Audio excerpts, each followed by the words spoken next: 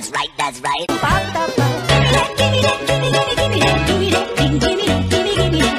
Though powerful UV light cannot be used on the human body, it can help prevent the spread of the virus. And technological breakthroughs could see UV light become a key piece in returning to normal in a world with a looming COVID-19 threat. Ultraviolet light was discovered more than 200 years ago. It was first used for disinfecting surfaces in 1877, for water in 1910, and for air in 1935. UVC light can be quite dangerous. It can burn exposed skin and damage your retina. A health hazard. So you can really only use it when people are not around. UVC light interferes with and destroys the nucleic acids, the DNA or RNA of bacteria, viruses, and other microbes. Ultraviolet light can kill microbes in many different environments. It has been used for several decades to disinfect drinking water, wastewater, air, pharmaceutical products, and surfaces against a whole suite of human pathogens. UVC light has been increasingly used in healthcare environments to prevent infections in hospitals. As we started to see more drug-resistant bacteria and drug-resistant fungus, there's really a growing interest in the use of ultraviolet C light to help disinfect our healthcare environment. UV light is efficient as a disinfectant tool, and it just needs electricity to work. They can take energy, electricity, and convert it into disinfection. It's faster and less labor-intensive than cleaning by hand. It also reduces the need to clean with powerful chemicals. Yeah. Yeah. Yeah.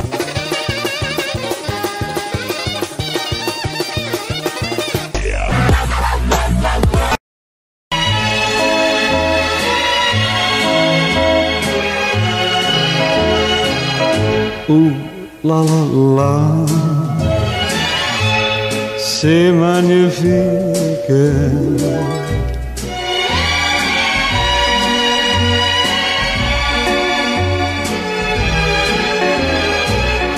Oh, la la la,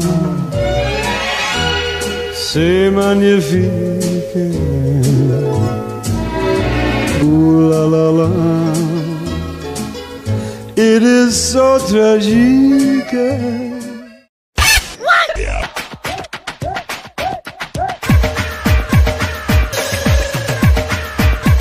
Back home from the hospital after coming down with a rare pediatric inflammatory condition, one that doctors say is somehow linked to COVID-19.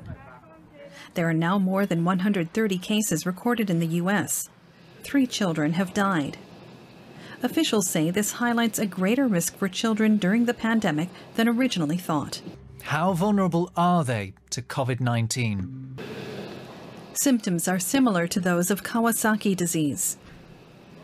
They include fever, a widespread rash, so-called strawberry tongue, where the tongue becomes bright red and swollen, bloodshot eyes, and swollen lymph nodes. As children head back to school after weeks of lockdown, now parents are asking if it's really safe. For now, health authorities around the world have few answers, but are gathering the data they can. And doctors stress the link to the Kawasaki-like symptoms still isn't 100% certain. We originally thought that this disease seemed to spare children. We now know both that they can get the infection without symptoms and they can become very seriously ill from the disease. I think a lot of people working in the field believe it strongly, although I wouldn't say we've reached scientific certainty at this point. Each bit of evidence that comes out seems to suggest it.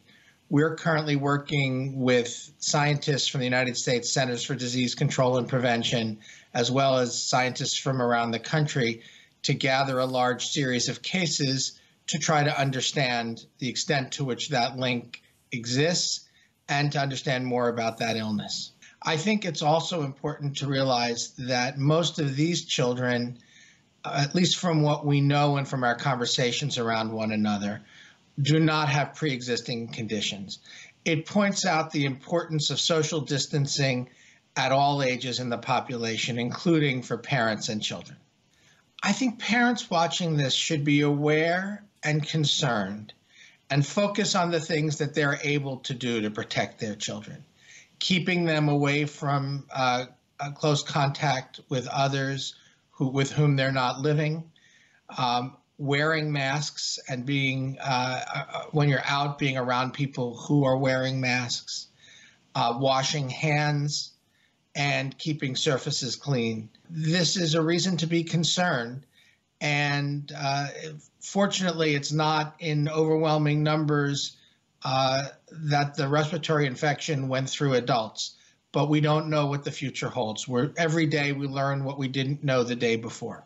We'll actually have to wait until the pandemic is over to get firm numbers on how deadly the disease really is. Live attenuated vaccines, or LAVs, have been around since the 1950s. They're derived directly from the pathogen itself, which has been weakened in the lab to cause a very mild form of a disease. Now, in general, compared to other types of vaccines, LAVs stimulate a powerful, long-lasting immune response because the immune system of the person who's been inoculated is actually confronted with the disease-causing bug, just in a controlled way, with a damaged version of it.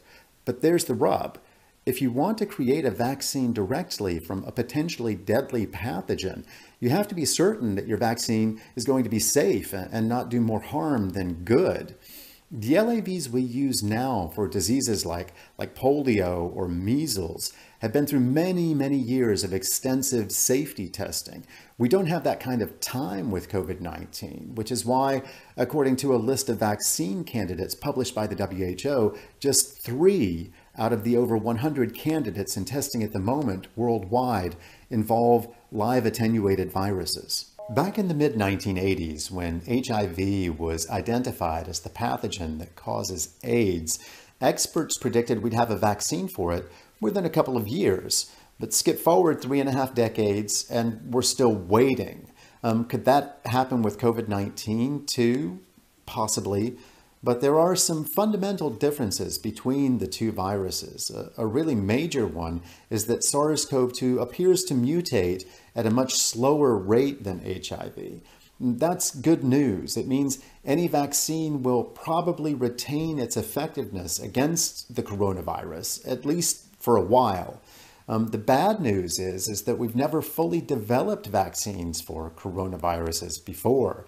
None have ever been approved, but we know from work done on a potential SARS vaccine that making a vaccine that's effective and long-lasting is not going to be easy. Basically, we're in unexplored territory, and we just have to hope that the massive resources and the technology being thrown at these dozens of potential COVID-19 vaccines now in development will bear some fruit.